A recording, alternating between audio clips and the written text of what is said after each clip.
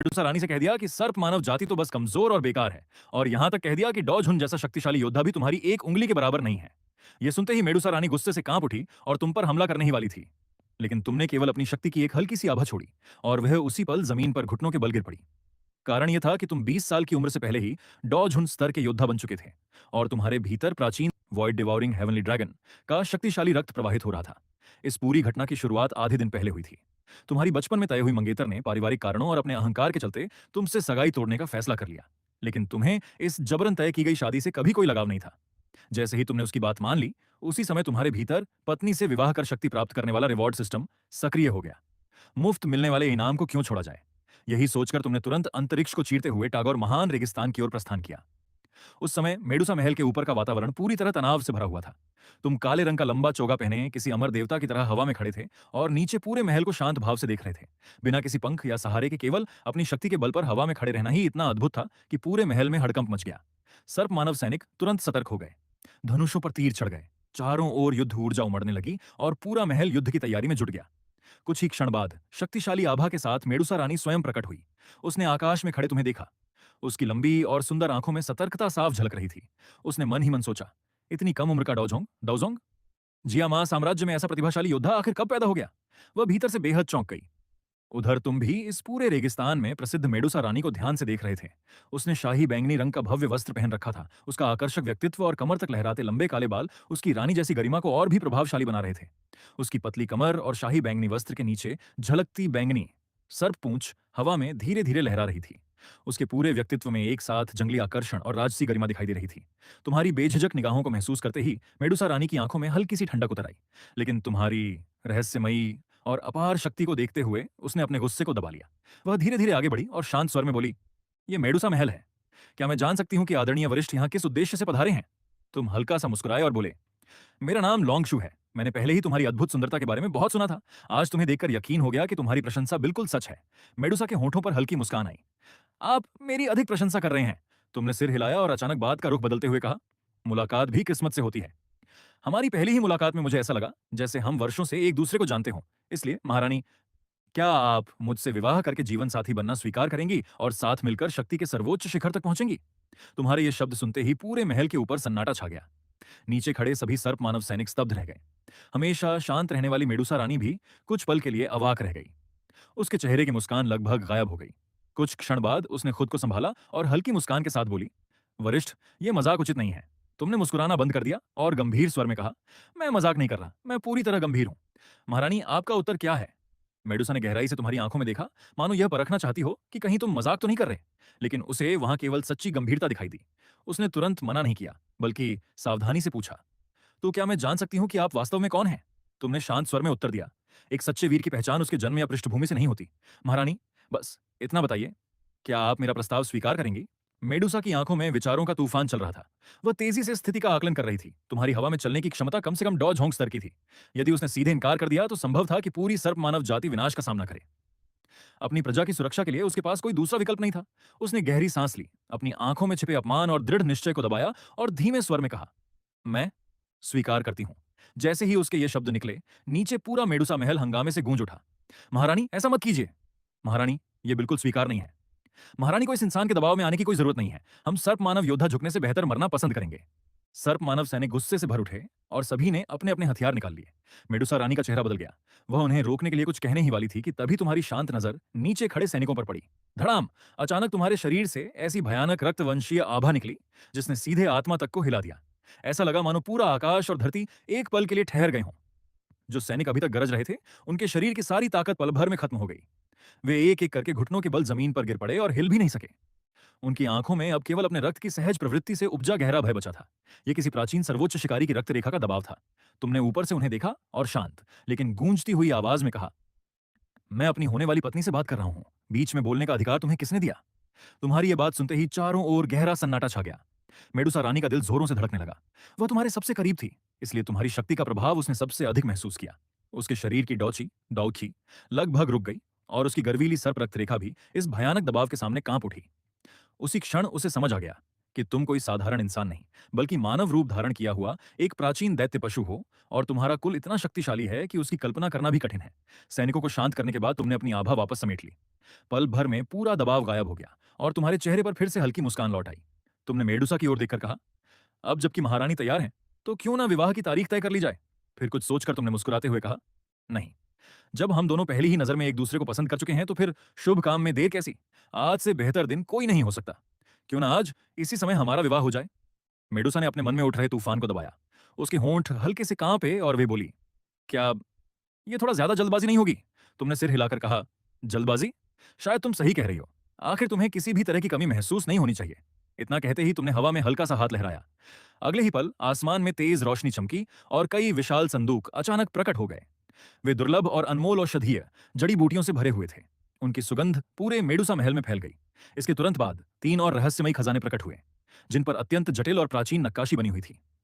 3 छोटे-छोटे जेड, हरित पत्थर के डिब्बे, जिन पर रहस्यमयी प्राचीन आकृतियां उकेरी हुई थीं, धीरे-धीरे हवा में तैरते हुए मेडुसा रानी के सामने आकर रुक गए।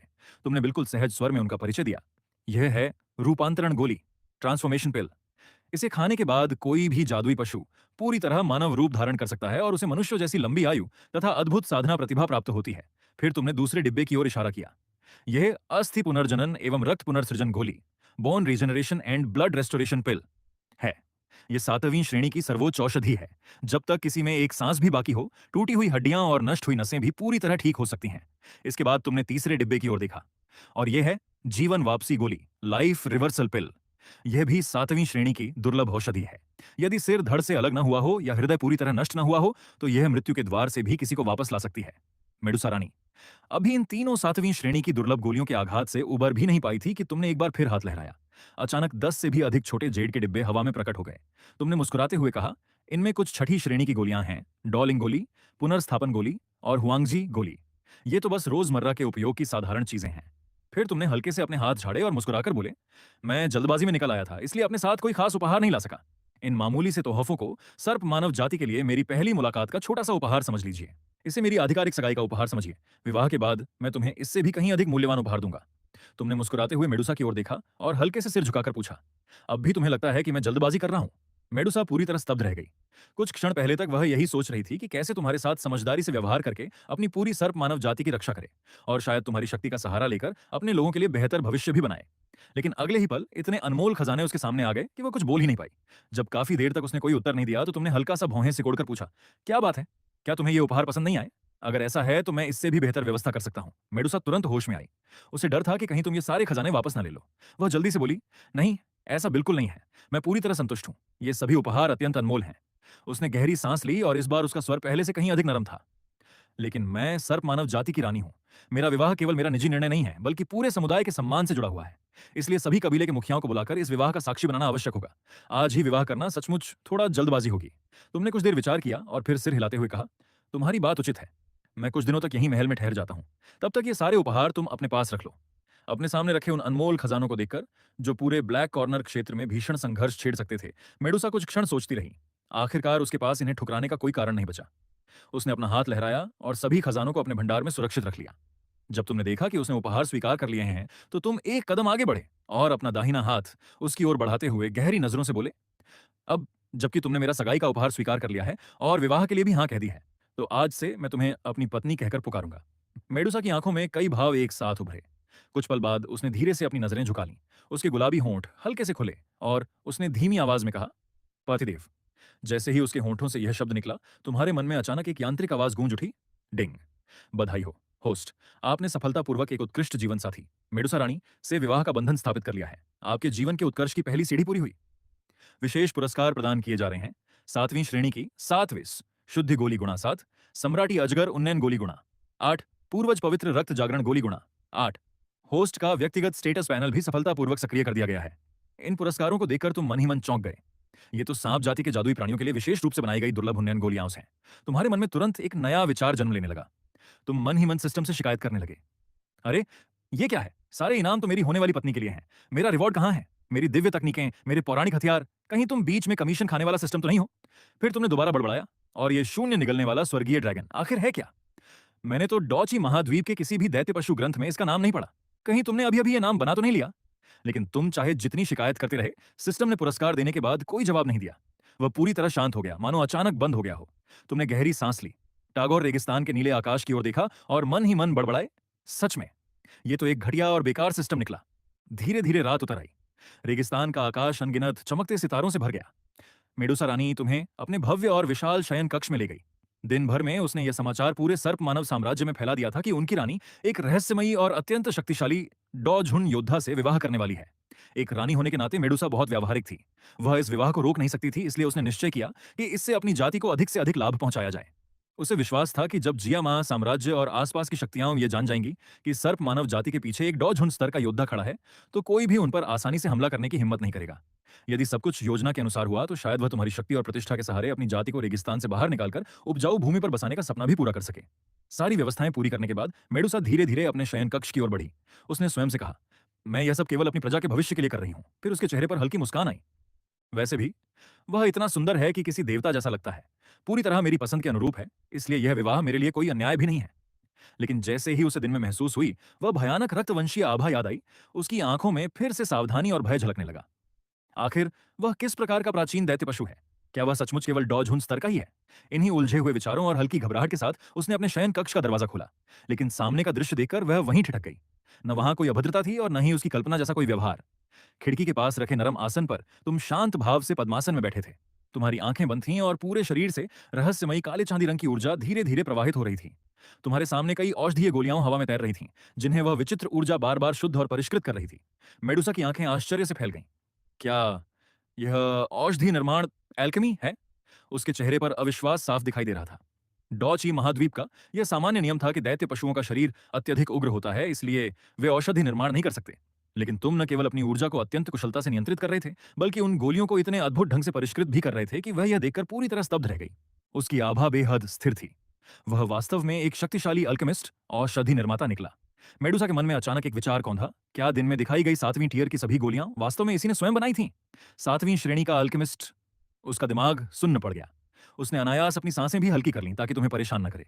वह चुपचाप एक ओर बैठकर तुम्हारी रक्षा करती रही। देखते ही देखते पूरी रात बीत गई। अगली सुबह सूरज की पहली किरण खिड़की के पर्दों से होकर कमरे में आई। तभी तुमने धीरे धीरे अपनी आंखें खोली और एक लंबी सांस छोड़ दी। सामने रखी दिव्य गोली की चमक धीरे धीरे शांत हो गई और वह वापस मेज पर रखे डिब्बे में स्थिर हो गई। तुमने सिर घुमाया तो देखा कि मेडुसा पलंग के सहारे बैठी तुम्हें पूरी रात निहारती रही थी। तुमने भौहें चढ़ाकर पूछा, क्या हुआ? इस तरह मुझे क्यों देख रही हो? मेडुसा के होंठ हल्के से फड़के। उसने अजीब लहजे में पूछा, कल रात क्या तुम सच में औषधि बना रहे थे? तुम खड़े होकर शरीर को थोड़ा खींचते हुए सहज स्वर में बोले, नहीं, मैं दवा नहीं बना रहा था, बस सिस्टम से मिली इस गोली की जांच कर रहा था। शुरू में मुझे सिस्टम की दी हुई दवा किसी को देने की हिम्मत नहीं हुई। आखिर मैं 7वीं श्रेणी का शिखर अल्केमिस्ट हूं। मैं अच्छी तरह जानता हूं कि गोलियों में छेड़छाड़ करना कितना आसान होता है। जरा सी गलती किसी की जान ले सकती है। पूरी रात मैंने अपनी आत्मिक शक्ति से इस गोली का बार बार निरीक्षण और विश्लेषण किया। अंत में मुझे मानना पड़ा कि यह सिस्टम भले ही बेहद कंजूस हो, लेकिन इसकी दी हुई चीजों की गुणवत्ता बेमिसाल है। इस गोली में किसी भी तरह की चालबाजी नहीं थी। इसकी शुद्धता इतनी अधिक थी कि मेरी खुद की बनाई हुई गोलियों से भी कहीं बेहतर थी। ये सचमुच एक टॉप ग्रेड औषधि है। मेडुसा अब खुद को रोक नहीं सकी। तो क्या तुम सच में एक अल्केमिस्ट हो? तुमने हल्की मुस्कान के साथ सिर हिलाया। कह सकते हो, लेकिन मेरा तरीका सामान्य अल्केमिस्टों जैसा नहीं है। मेरी रक्त रेखा की जन्मजात शक्ति मुझे सीधे निगलकर और आत्मसात करके परिष्कृत करने की क्षमता देती है।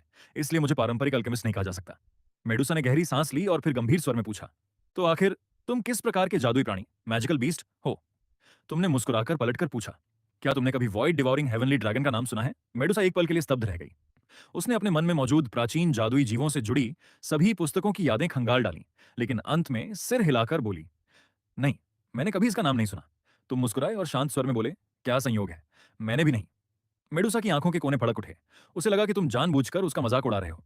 उसने खुद को शांत किया और सावधानी से पूछा, तो तुम उत्तर पश्चिमी महाद्वीप के नहीं हो, है ना? क्या तुम झोंगझो मध्य महाद्वीप से आए हो?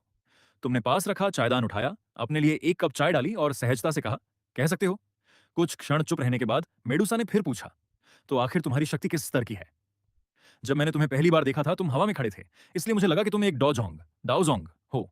लेकिन पूरी रात तुम्हें देखने के बाद मुझे एहसास हुआ कि तुम्हारे शरीर से अनजाने में निकलने वाली वह भयावह आभा, जो मानो स्वयं आकाश और पृथ्वी से एक हो गई हो, किसी साधारण डॉजोंग की नहीं हो सकती। उत्तर पश्चिमी महाद्वीप भले ही पिछड़ा हो, लेकिन यहाँ डॉजोंग योद्धा मौजूद हैं। फिर भी तुम्हारी आभा इतनी शक्तिशाली है कि एक ही थप्पड़ में किसी भी सामान्य डॉजोंग को मिट्टी में मिला सकती है। तुमने आराम से चाय की एक घूंट ली और बोले, कुछ समय पहले ही मेरी शक्ति में प्रगति हुई है। अब मैं एक स्टार डॉझुन हूं। छन। मेडुसा के हाथ से जेड का चाय का प्याला छूटकर जमीन पर गिरा और चकनाचूर हो गया। उसका चेहरा पूरी तरह जड़ हो गया। दिमाग एकदम खाली पड़ गया। डॉझुन, इस उत्तर पश्चिमी महाद्वीप में जहां डॉ हुआंग राजा माने जाते थे और डॉ झोंग ही शक्ति की सीमा समझे जाते थे, वहां उसके सामने खड़ा व्यक्ति एक पौराणिक डॉ झुन था। तुमने जमीन पर फैली चाय देखी और आश्चर्य से पूछा, क्या हुआ? मेडुसा अचानक होश में आई। उसकी सांसें तेज हो गई थीं और चेहरा अस्वाभाविक लग रहा था। ना, नहीं, कुछ नहीं। उसने सूखे गले से थूक निकला और धीमे स्वर में पूछा, लेकिन आप जैसे डॉ झुन स्तर के महान योद्धा इस दूर-दराज और सुनसान जगह पर क्यों आए हैं? उसके मन में अनगिनत विचार दौड़ने लगे। अगर सामने वाला केवल डॉ झोंग होता, तो उसके असाधारण प्रतिभा के कारण भविष्य में उस स्तर तक पहुंचना असंभव नहीं था। वह इस अंतर को किसी तरह स्वीकार भी कर सकती थी। लेकिन डॉ झुन, वह तो बिल्कुल अलग ही दुनिया का अस्तित्व था। यहाँ तक कि शक्तिशाली योद्धाओं से भरे झोंगझों में भी एक डॉ झुन अपनी खुद की शक्ति स्थापित कर सकता था, अपना संप्रदाय बना सकता था और पूरे क्षेत्र पर शासन कर सकता था। ऐसे महान व्यक्ति के लिए सुंदर स्त्रियों की कोई कमी नहीं हो सकती थी। तो फिर आखिर वह उसके पास क्यों आया था? इतनी दूर से तागौर रेगिस्तान में आकर आखिर वह उसके जैसी एक साधारण डॉ हुआंग को ही क्यों ढूंढने आया था? तुमने चाय का प्याला मेज पर रखा और थोड़ा आगे झुककर उसके करीब आते हुए मुस्कुराकर पूछा, क्या हुआ? क्या सिर्फ डॉ झुन का नाम सुनकर ही तुम इतनी घबरा गई हो? तुम्हारी सांसों की गर्माहट अपने इतने पास महसूस कर मेडुसा की आंखों में घबराहट साफ झलकने लगी। मैं मेरा मतलब, वह कुछ कहना चाहती थी, लेकिन तुमने मुस्कुराते हुए उसकी बात बीच में ही रोक दी। क्या तुम्हें खुद पर इतना भी भरोसा नहीं है? मेडुसा कुछ पल तक तुम्हें बस चुपचाप देखती रह गई। क्या? तुमने फिर से गर्म चाय का एक प्याला भरा और धीरे से उसके ठंडे हाथों में थमा दिया। तुम्हारी आवाज शांत थी, लेकिन उसमें एक अनजाना आकर्षण छिपा हुआ था। महारानी, क्या तुम सच में पूरी जिंदगी इस छोटे से रेगिस्तान की रानी बनकर ही रहना चाहती हो? क्या तुम्हारा मन कभी इस दुनिया से बाहर उससे भी कहीं विशाल संसार को देखने का नहीं करता? मेडुसा का चेहरा अचानक गंभीर हो गया। भला ऐसा कैसे हो सकता था कि उसके मन में यह इच्छा कभी ना आई हो? जब वह पहली बार डॉ हुआंग बनी थी, तब उसके मन में भी बड़े बड़े सपने थे। वह भी कभी मध्य महाद्वीप झोंकझों जाकर अपनी ताकत आजमाना चाहती थी। लेकिन सर्प मानव जाति उसके बिना नहीं रह सकती थी, और उसका विवेक भी उसे यही बताता था कि उस भूमि पर जहां डॉ हुआंग साधारण थे और डॉ झोंग भी अनगिनत थे, उसके जैसी बिना किसी सहारे वाली डॉ हुआंग यदि किसी शक्तिशाली व्यक्ति की नजर में आ गई, तो उसका अंत निश्चित था। तुमने उसके बदलते भावों को देखा, फिर धीरे से उसका ठंडा हाथ अपने हाथ में थाम लिया और उसे उसके उलझे हुए विचारों से बाहर खींच लाए। तुमने उसकी आंखों में देखते हुए शांत स्वर में कहा, इतना मत सोचो। अब से मैं तुम्हें अपने साथ लेकर चलूंगा। तुम मेरे साथ चलो। ये सुनते ही मेडुसा की आंखें कांप उठीं। उसका मन पूरी तरह उलझ चुका था। अब तक वह यही समझती रही थी कि तुम केवल उसकी सुंदरता से आकर्षित हो। जब उसे पता चला कि तुम एक डॉ झुन हो, तो उसके मन में यह डर भी पैदा हो गया था कि कहीं पूरी सर्प मानव जाति तुम्हारे अधीन ना हो जाए। इतने महान योद्धा के सामने उस जैसी रेगिस्तान की रानी की क्या हैसियत थी? लेकिन इस समय तुम्हारे गंभीर और सच्चे चेहरे को देखकर वह समझ नहीं पा रही थी कि तुम्हारे शब्द दिल से निकले हैं या फिर केवल कुछ मीठी बातें हैं।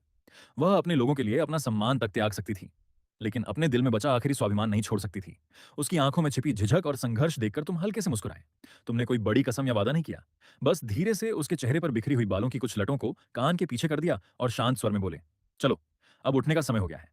इतना कहकर तुम उठे, अपने शरीर को हल्का सा खींचते हुए अगले कदम की तैयारी करने लगे। तुमने शरीर को हल्का सा खींचते हुए मुस्कुराकर बात बदल दी, चलो, मुझे तुम्हारे महल और मंदिर की सैर कराओ। मेडुसा मानो किसी सपने से जागी। उसने तुम्हारी सीधी और प्रभावशाली पीठ को देखा, फिर धीरे धीरे अपने आसन से उठ खड़ी हुई। उसने हल्के स्वर में पूछा, स्वामी, क्या आप प्रातः भोजन करेंगे? तुमने मुस्कुराकर सिर हिलाया। मुझे सुबह भोजन करने की आदत नहीं है, लेकिन अगर तुम खाना चाहती हो तो मैं तुम्हारा साथ दूंगा। 3 दिन बाद पूरा सर्प मानव साम्राज्य तनाव में डूबा हुआ था। यह केवल मेडुसा का विवाह नहीं था, बल्कि पूरे सर्प मानव कबीले के भविष्य और अस्तित्व का प्रश्न था। मेडुसा रानी विवाह करने जा रही थी और उसका वर एक अज्ञात पहचान वाला मानव योद्धा था। हर पीढ़ी की मेडुसा न केवल सर्प मानव जाति की सबसे शक्तिशाली योद्धा होती थी, बल्कि पूरे कबीले की आशा और विश्वास का केंद्र भी होती थी। यदि इस विवाह में कोई गलती हो जाती, तो पूरा कबीला विनाश की कगार पर पहुंच सकता था। इसी चिंता और क्रोध के साथ चारों महान बुजुर्ग एल्डर गुस्से और हत्या के इरादे से महल पहुंचे। लेकिन जैसे ही वे मंदिर के द्वार पर पहुंचे, उनकी आंखें आश्चर्य से फैल गईं। 8 बड़े कबीलों के मुखिया पहले से ही वहां उपस्थित थे। पूरा मंदिर भीतर और बाहर लाल रेशमी सजावट, रंग बिरंगी रोशनियों और उत्सव के माहौल से सजा हुआ था। चारों ओर ऐसा लग रहा था मानो किसी भव्य शाही विवाह की तैयारियां अपने अंतिम चरण में हों। तभी सर्प रक्षक दल की कप्तान हुआ आगे बढ़ी। उसने सम्मानपूर्वक झुककर कहा, चारों आदरणीय बुजुर्गों को प्रणाम। महारानी मेडुसा इस समय पीछे के महल में विवाह की तैयारियों में व्यस्त हैं, इसलिए वे स्वयं आपका स्वागत करने नहीं आ सकीं। बकवास! एक गुस्सैल बुजुर्ग तुरंत गरज उठा। उसने अपने हाथ की सांप के सिर वाली छड़ी जमीन पर जोर से पटकी। धड़ाम! पत्थर की फर्श तक में दरारें पड़ गईं। वह क्रोध से बोला, क्या वह सचमुच उस अज्ञात मानव योद्धा से विवाह करने जा रही है? यह तो सरासर पागलपन है। हुआशी ने माथे का पसीना पोंछा और धीमे स्वर में बोली, कृपया शांत हो जाइए। आदरणीय बुजुर्गों, महारानी ने विशेष रूप से आदेश दिया है कि आज के विवाह समारोह में किसी भी प्रकार का हंगामा नहीं होना चाहिए। आप सभी शांतिपूर्वक विवाह में शामिल हों और इस शुभ अवसर का आनंद लें। यह सुनते ही चारों बुजुर्गों की आंखें तेज हो उठीं। उनके शिखर डॉ हुआंग, पीक डॉ हुआंग स्तर की भयावह आभा चारों ओर फैल गई और वातावरण अचानक ठंडा पड़ गया। महाबुजुर्ग क्रोध से हंस पड़ा। अगर वह अकेला हमारी पूरी जाति को डराकर अपना रौब जमाना चाहता है तो यह कभी स्वीकार नहीं होगा। अब जबकि हम चारों एक साथ बाहर आ चुके हैं तो चाहे सामने डोजोंगी क्यों ना हो, उसे भी सर्प मानव जाति का सामना करने से पहले 100 बार सोचना पड़ेगा। हुआशे की हालत घबराहट से खराब हो गई। वह जल्दी से उनके पास आई और बहुत धीमी आवाज में बोली, महाबुजुर्ग, ऐसा बिल्कुल मत कीजिए। लेकिन वह व्यक्ति डॉ झोंग नहीं है। महाबुजुर्ग ने तिरस्कार से हंसते हुए कहा, अगर वह डॉ झोंग नहीं है तो क्या कोई साधारण डॉ हुआंग हमारी रानी को इस हद तक मजबूर कर सकता है? यह तो सर्प मानव जाति के सम्मान का अपमान है। हुआ शे ने कठिनाई से थूक निकला और कांपती आवाज में बोली, न नहीं, महारानी ने कहा है कि उनके होने वाले पति एक डॉ झुंड है। पूरा वातावरण एकदम शांत हो गया। कुछ क्षण पहले तक जिन चारों बुजुर्गों से प्रचंड हत्या की आभा निकल रही थी वह पल भर में गायब हो गई। डॉ डॉ झुंड। महाबुजुर्ग का पूरा शरीर कांप उठा। वह तुरंत आगे बढ़ा, हुआशे का हाथ पकड़ लिया और कांपती आवाज में पूछा, क्या क्या तुम सच कह रही हो? वह सचमुच एक डॉझुन है। उत्तर पश्चिमी महाद्वीप में आखिरी बार एक डॉझुन सैकड़ों वर्ष पहले युनलान संप्रदाय के प्रथम संप्रदायाध्यक्ष युन पोतियन थे। उनकी मृत्यु के बाद इस पूरे महाद्वीप में फिर कभी कोई डॉझुन प्रकट नहीं हुआ था। हुआशे ने कड़वी मुस्कान के साथ सिर हिलाया। यह बिल्कुल सत्य है। महारानी जानती थीं कि आप चारों अवश्य उनसे जवाब मांगने आएंगे। लेकिन उन्होंने विशेष रूप से कहा है कि यदि सर्प मानव जाति का भविष्य सुरक्षित रखना है तो किसी भी परिस्थिति में उस महान डॉझुन का अपमान नहीं होना चाहिए। चारों बुजुर्ग एक दूसरे का चेहरा देखने लगे। वे इतने स्तब्ध थे कि कुछ भी बोल नहीं पा रहे थे। तभी दूसरे बुजुर्ग की नजर अचानक हुआशे पर पड़ी। उन्होंने भौहें सिकोड़ते हुए पूछा, रुको, तुम्हारी आभा तो बदल गई है। तुम अब 5 स्टार डॉ वांग बन चुकी हो। 5 साल पहले तो तुम मुश्किल से 3 स्टार डॉ वांग बनी थी। इतनी तेज प्रगति कैसे हो गई? यह सुनते ही हुआ शे के चेहरे पर खुशी छा गई। उसने सम्मान से उत्तर दिया, आदरणीय दूसरे बुजुर्ग, यह सब राजकुमार वांगफू की कृपा है। उन्होंने ही मुझे यह वरदान दिया। राजकुमार ने महारानी को 1-2 नहीं बल्कि 10 से भी अधिक छठी श्रेणी की डॉ लिंग गोलियां भेंट की थीं। महारानी ने वे सभी गोलियां हम लोगों को पुरस्कार के रूप में दे दी। अब 8 प्रमुख कबीलों के मुखिया और सेनापति उन्हें खा चुके हैं और सभी की शक्ति में जबरदस्त वृद्धि हुई है। इतना ही नहीं, हुआ शे उत्साह से आगे बोली, राजकुमार ने महारानी के लिए अलग से 3 सर्वोच्च गुणवत्ता वाली 7वीं श्रेणी की औषधियां भी तैयार की हैं। इसके अलावा कई बक्से दुर्लभ औषधीय जड़ी बूटियों के भी दिए हैं। इन 3 दिनों में महल का लगभग हर व्यक्ति किसी न किसी इनाम से सम्मानित हुआ है। यह सब सुनने के बाद कुछ ही देर पहले क्रोध से भरे चारों बुजुर्ग पूरी तरह स्तब्ध रह गए। उन्हें पहले जो समाचार मिला था उसमें केवल इतना बताया गया था कि मेडुसा को एक रहस्यमयी शक्तिशाली मानव ने विवाह के लिए मजबूर कर दिया है और अपनी जाति को बचाने के लिए वह अपमान सह रही है। लेकिन अब 10 से अधिक छठी श्रेणी की गोलियां यूं ही बांट दी गईं। 3 दुर्लभ 7वीं श्रेणी की गोलियां दहेज विवाह उपहार के रूप में दी गईं। यहां तक कि सामान्य सैनिकों और सेवकों तक को भी भरपूर पुरस्कार मिले। क्या इसे जबरदस्ती का विवाह कहा जा सकता था? महाबुजुर्ग ने चारों ओर नजर दौड़ाई। सजा हुआ महल, खुशी से दमकती हुई हुआ शे और पूरे वातावरण में फैला उत्सव। उन्होंने धीरे धीरे अपनी लाठी नीचे कर दी। उनकी सारी हत्या की भावना और गुस्सा पल भर में गायब हो गया। वे गहरी सोच में डूब गए। यह कहां जबरन विवाह है? यह तो मानो स्वर्ग ने सर्प मानव जाति को दिया हुआ सबसे बड़ा सौभाग्य है। तागोर रेगिस्तान में दिन के समय भीषण गर्मी पड़ती थी, जबकि सर्प मानव जाति स्वभाव से ठंडा और अंधेरा वातावरण पसंद करती थी। इसी कारण उनके सभी बड़े उत्सव प्रायः शाम या रात के समय आयोजित किए जाते थे। सिर्फ 3 दिनों में राजसी विवाह की तैयारी करना आसान नहीं था। ऊपर से यह स्थान रेगिस्तान के गहरे और निर्धन क्षेत्र में था, सस्करुशाह। इसलिए इस विवाह का वैभव मध्य महाद्वीप के बड़े बड़े शक्तिशाली कुलों जैसा नहीं हो सकता था। फिर भी किसी भी व्यवस्था में लापरवाही नहीं की गई थी। सर्प मानव जाति के सभी प्रमुख योद्धा और सम्मानित लोग विवाह समारोह में उपस्थित थे। पूरा मंदिर नए रूप में सजा हुआ था। लाल रेशमी कपड़े हवा में लहरा रहे थे और जादुई दीपकों की रोशनी पूरे परिसर को उजाले से भर रही थी। तभी तुम मेडुसा का हाथ थामे विवाह स्थल पर पहुंचे। वह गहरे लाल रंग के दुल्हन के वस्त्रों में इतनी अद्भुत सुंदर लग रही थी कि उसे देखकर हर कोई कुछ पल के लिए स्तब्ध रह गया। 8 कबीलों के मुखिया एक एक करके आगे आए और मुस्कुराते हुए तुम्हें विवाह की शुभकामनाएं देने लगे। उनकी मुस्कान पूरी तरह सच्ची थी। इन 3 दिनों में तुम्हारे द्वारा खुले हाथों से दिए गए उपहारों ने उनका दिल पूरी तरह जीत लिया था। जो सर्प मानव सेनापति पहले बेहद घमंडी और कठोर स्वभाव के थे, अब उनके मन में भी तुम्हारे प्रति सम्मान और प्रशंसा के अलावा कुछ नहीं बचा था। अब किसी के मन में तुम्हारे प्रति जरा सी भी नाराजगी नहीं बची थी। सभी तुम्हें ऐसे देख रहे थे मानो कोई संरक्षक देवता स्वयं सर्प मानव जाति के बीच उतर आया हो। हर कोई यही चाहता था कि महारानी और तुम शीघ्र ही एक सुखी परिवार बनाओ, ताकि यह शक्तिशाली संबंध हमेशा के लिए सर्प मानव जाति के भविष्य को सुरक्षित कर दे।